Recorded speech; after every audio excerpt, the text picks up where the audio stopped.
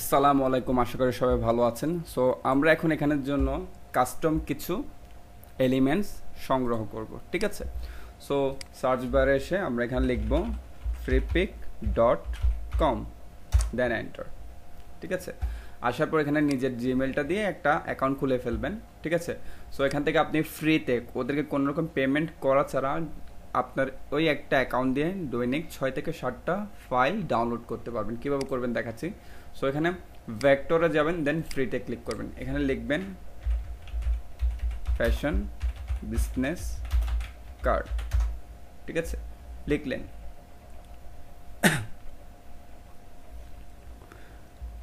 So লেখার পর আমরা এখান থেকে জাস্ট একটা লাক্সারিয়াস টাইপের অথবা একটা ইউনিক টাইপের একটা কার্ড চুজ করব। সো আমি একটা জিনিস প্রেফার করব, প্রিন্টিং কস্টিং বাড়ানোর মানে প্রিন্টিং কস্টিং সেভ করার জন্য যদি বাজেট না থাকে সেক্ষেত্রে এই ধরনের গ্রেডিয়েন্ট টাইপের কি মানে কার্ডের কালারটা পছন্দ করবেন না, চুজ করবেন না। সেক্ষেত্রে হয় যে কি মানে কস্টিং যদি আপনি ওই কস্টিংয়ে যদি আপনি প্রিন্টটা না করান কালারটা পারফেক্টলি আসবে না, আমি আমার এক্সপিরিয়েন্স থেকে বলছি, ঠিক আছে। যেমন এটা খুব স্মার্ট একটা কার্ড, ঠিক আছে। কন্ট্রোল চেপে রেখে আমি এটাকে যখন ক্লিক দিলাম এটা সাইডে চলে আসলো, ঠিক আছে। আমি এটাকে ডাউনলোড করছি, দেখেন খুব simple but too much unique. Okay, so ডাউনলোডে ক্লিক করলাম, দেন ডাউনলোড, ঠিক আছে। এটা ডাউনলোড হয়ে গেল।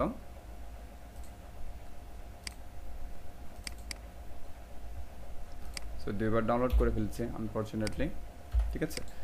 কি করবেন, আমরা তো এগুলো অবশ্যই বিষয়গুলো শিখেছি অলরেডি, ঠিক আছে। এই যে যেভাবে আমাদের ফন্টগুলোকে ডাউনলোড করবে এক্সট্রাক্ট করি, প্রত্যেকটা ফাইলকে কিন্তু কীভাবে ডাউনলোড করার পর এক্সট্রাক্ট করতে হতে পারে যদি জিপ করা থাকে। জিপ করা না থাকলে তো ওকে, জিপ করা থাকলে এক্সট্রাক্ট করতেই হতে পারে। দেন স্ট্রাকটাকে ডিলিট করে দিলাম। এই যে ফাইল, ঠিক আছে, এই মেইন ফাইলটাকে ডাবল ক্লিক দিলাম, এটা ওপেন হয়ে গেল, দেখতে পাচ্ছেন, দেখেন। সো এখান থেকে আমাদের এটাকে ফার্স্টে কি করতে হবে, আনগ্রুপ করতে হবে। আনগ্রুপ করলাম, আমরা এখান থেকে জাস্ট নিব এই ডিজাইনটাকে, ঠিক আছে। সো এই লেয়ারগুলোকে ফার্স্টে সরিয়ে ফেলে এভাবে সিলেক্ট করে রিমুভ করে দিই। এখানে দেখতে পারবেন একটা শ্যাডো লাইনগুলোকে আমরা এভাবে সিলেক্ট করে, ঠিক আছে, রিমুভ করে দিলাম, ঠিক আছে। সো এখানে এটাকে এভাবে সিলেক্ট করে এক সাইডে নিয়ে গেলাম, এটাকে ওইভাবে সিলেক্ট করে, যদিও সিলেক্ট করার পর দেখতে পাচ্ছি এখানে আরও শ্যাডো আছে, রিমুভ করে দিলাম, ব্যাস এটাকে নিয়ে আসলাম, ঠিক আছে। সো এখানে তো এটা কাটিং করা, এই কাটিংগুলো কখনো ডিজাইনে করবেন না, ঠিক আছে, স্কোয়ারে করবেন। যদি এখানে আপনার রাউন্ড কাট লাগে সেটা প্রিন্টিং যখন করবেন ওদেরকে বলে দিলে ওরা এটাকে রাউন্ড কাট করে দিবে, ঠিক আছে। সো এখানে টেক্সটগুলো কি আছে, এখানে এডিটেবল নেই। সো যার কারণে এগুলোকে আমি গ্রুপ করে নিচ্ছি, কারণ আমার এখান থেকে জাস্ট শেপের ডিজাইনটা দরকার। কন্ট্রোল এক্স, ঠিক আছে, কেটে দিলাম। আমার মেইন ফাইলে আসলাম, কন্ট্রোল বি, ঠিক আছে। সো এটা হচ্ছে কি আমার মেইন ফাইল, সরি এটা হচ্ছে কি আমার সফটওয়্যারটার মেইন ফাইল। এখানের মধ্যে এটা হচ্ছে কি ফ্রন্ট পার্ট, এটা হচ্ছে আমার ব্যাক পার্ট, ঠিক আছে। সো এটাকে আমরা কি করব, এটার সাথে অ্যালাইন করব, এভাবে অ্যালাইন করে দিলাম, ব্যাস, ঠিক আছে। দেন এটাকে এটার সাথে অ্যালাইন করে দিলাম। সেটাকে সিলেক্ট করব, সিলেক্ট করে কর্নারটা ধরে শিফট চেপে একদম লাস্ট কর্নার পর্যন্ত এবার টেনে বড় করে দিব। সেম এটাকেও শিফট চেপে লাস্ট কর্নার পর্যন্ত টেনে বড় করে দিব, ব্যাস। দেন এটাকে সিলেক্ট করব, আনগ্রুপ করব, ঠিক আছে। এটাকেও সিলেক্ট করব, আনগ্রুপ করব, দুইটাকে এভাবে ড্র্যাগ করে সিলেক্ট করে নিচে নিয়ে আসবো জাস্ট দেখার জন্য। এখন কি করব, এখান থেকে এটাও রিমুভ, এগুলো সবগুলো রিমুভ। কিন্তু এখানে যদি এই ইনফরমেশনগুলো চলে যায় সেক্ষেত্রে কি করবেন, আনগ্রুপ করে দিবেন, ঠিক আছে, সবগুলো আনগ্রুপ। সো এখানে একটা জিনিস ওরা ভুল দিয়েছে, সেটা হচ্ছে গিয়ে এখান থেকে আগে আমি শেপটা রিমুভ করে দিই।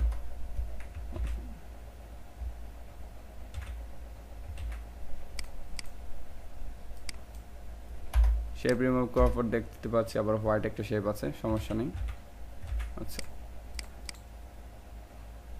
সো রিলিজ ক্লিপিং মার্কস করে দিলাম। সো এই জিনিসগুলো এখানের মধ্যে কি ক্লিপিং মার্কস করা ছিল, ঠিক আছে। আমি এগুলোকে রিলিজ ক্লিপিং মার্কস করে দিলাম। যেমন দেখেন একটা শেপকে যখন আপনি টাচ করার পর দেখছেন আনগ্রুপ করা কোনো অপশন নেই, কিন্তু এখানে দেখতে পাচ্ছেন কি এই ধরনের একটা সাইন চলে আসছে।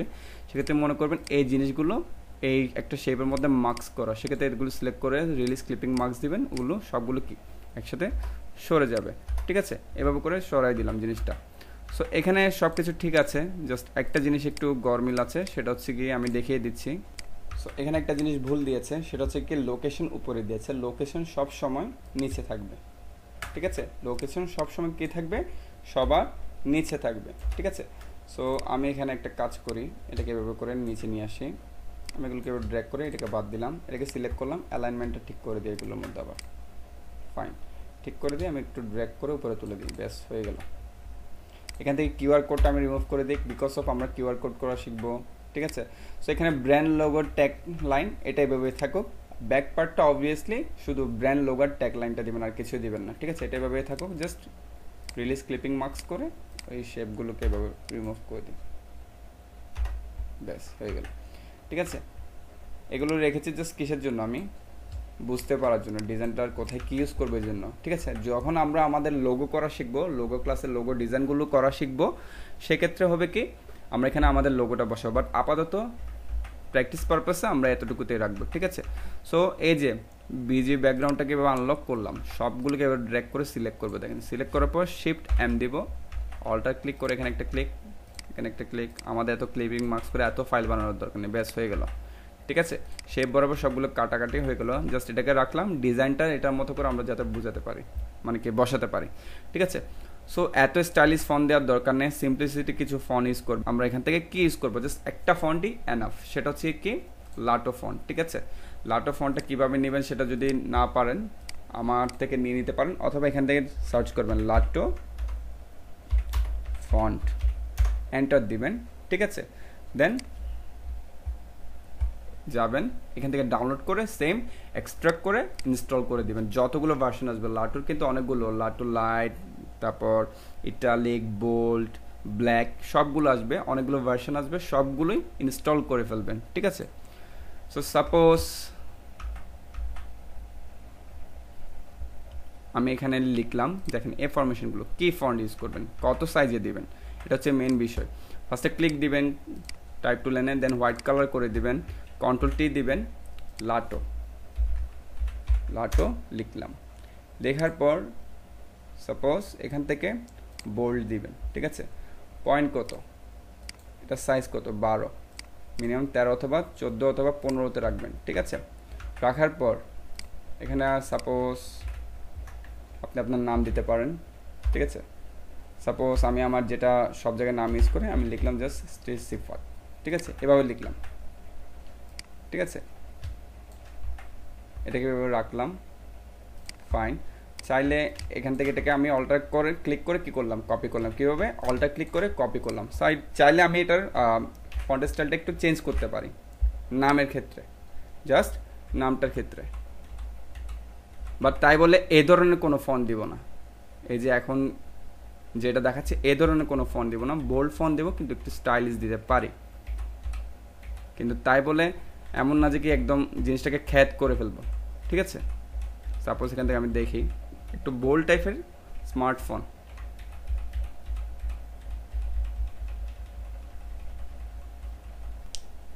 ঠিক আছে, সাপোজ এই ফন্টটা। আবার যদি আপনি চান যে কে স্মল ক্যাপস, তারপর হচ্ছে কি আপনার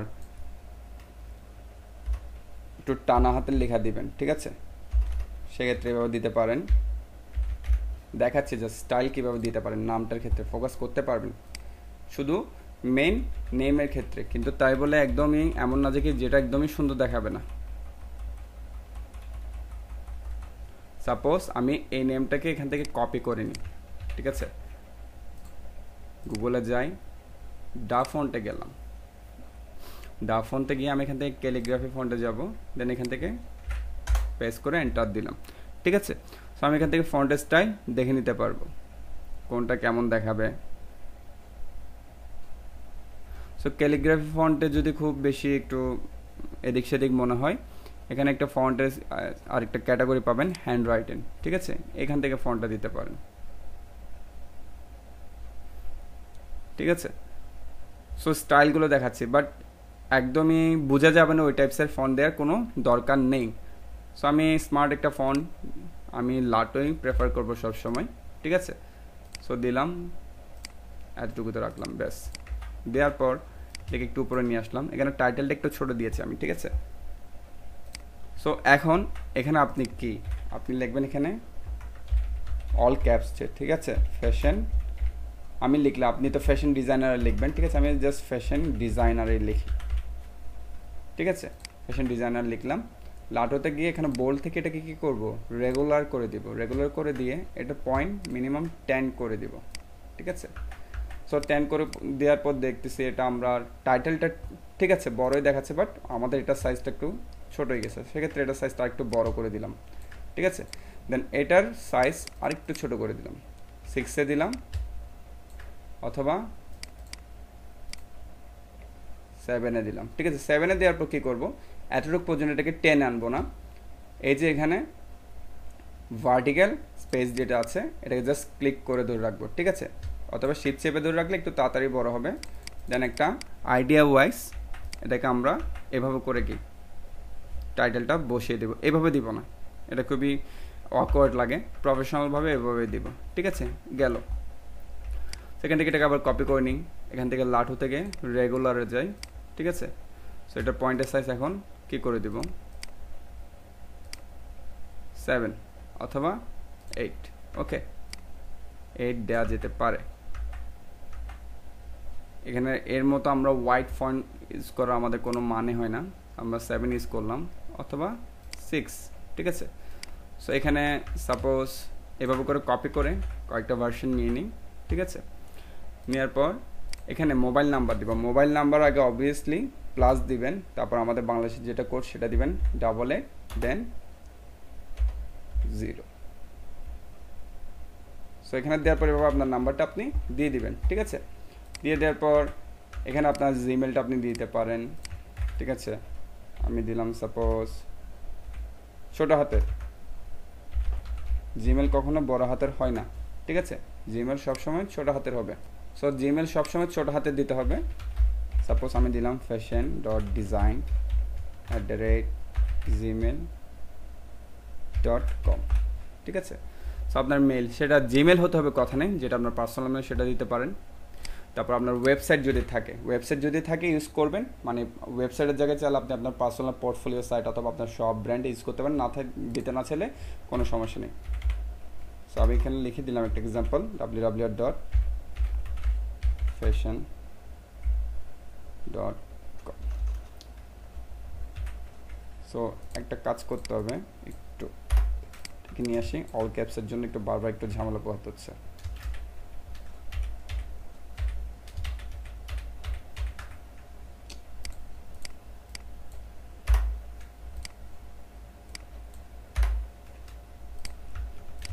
সো এগুলো থেকে করি, ঠিক আছে।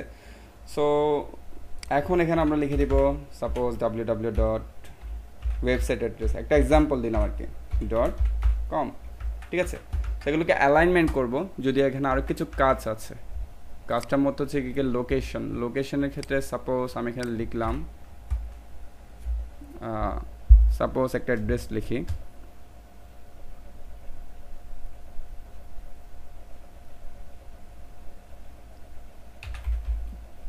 স্কিল ইউনিভার্সিটি, ঠিক আছে, আগ্রাবাদ, ঠিক আছে। স্পেস হবে, স্পেসটা যদিও বোঝা যাচ্ছে না, সমস্যা নেই, ঠিক আছে, এটা দিলাম। তারপর এরপর আরেকটা নিচের লাইন দিতে পারি স্পেসিফিক জায়গা, সেটা হচ্ছে গিয়ে কি সিঙ্গাপুর মার্কেট, ঠিক আছে, মার্কেট। সো লোকেশনের লেখার একটা সিস্টেম হচ্ছে গিয়ে দেখেন, প্রত্যেকটা ওয়ার্ড, ঠিক আছে, প্রত্যেকটা ওয়ার্ডের ফার্স্ট ওয়ার্ড ক্যাপিটাল লেটারে লিখতে হয়, ঠিক আছে। এটা মাস্ট আপনাদের মেনটেন করতেই হবে, এটা মাথায় রাখতে হবে, ঠিক আছে, সব সময় মাথায় রাখতে হবে। যখনই লোকেশন লিখবেন তখনই কি সবগুলোর ফার্স্ট ওয়ার্ডটা ক্যাপিটাল লেটারে লিখতে হবে। দেন কি করবেন দেখেন, অ্যালাইনমেন্ট করবেন এভাবে করে, এটাকে একটা কি আপার লাইন করবেন, ঠিক আছে। দেন একটা সাপোজ একটা 20% একটা গ্যাপিং দিয়ে ব্যাস হয়ে গেল। সেম কাজ প্রত্যেকটার সাথে সেম আপার লাইন এভাবে হয়ে গেল। সো এখানে আপার লাইন দেওয়ার পর দেখা যাচ্ছে কি এটা হচ্ছে না, তাহলে এটাকে মিডল অ্যালাইন করেন। ফাইন, তাহলে কি জিনিসটা লাইন বাই লাইন মিলে যাবে, ঠিক আছে। সো এটার সাথে এটাকে মিডল অ্যালাইন করলাম, দেন হরাইজন্টাল ডিস্ট্রিবিউট স্পেস করলাম, সেম কাজ, এটাকে সিলেক্ট করলাম, middle line horizontal distribute space, ঠিক আছে। সেম এটাকেও কি করলাম, middle line horizontal distribute space, হয়ে গেল, বেশ, ঠিক আছে, এতটুকু। সো এখানে আমাদের এখন জাস্ট কিওয়ার্ডের কাজ, ঠিক আছে। সো কিওয়ার্ডটা নিয়ে আমি নেক্সট ক্লাসে দেখিয়ে দিচ্ছি। আশা করি এতটুকু আপনারা জিনিসটা বিষয়গুলো বুঝতে পেরেছেন, ঠিক আছে। ধন্যবাদ।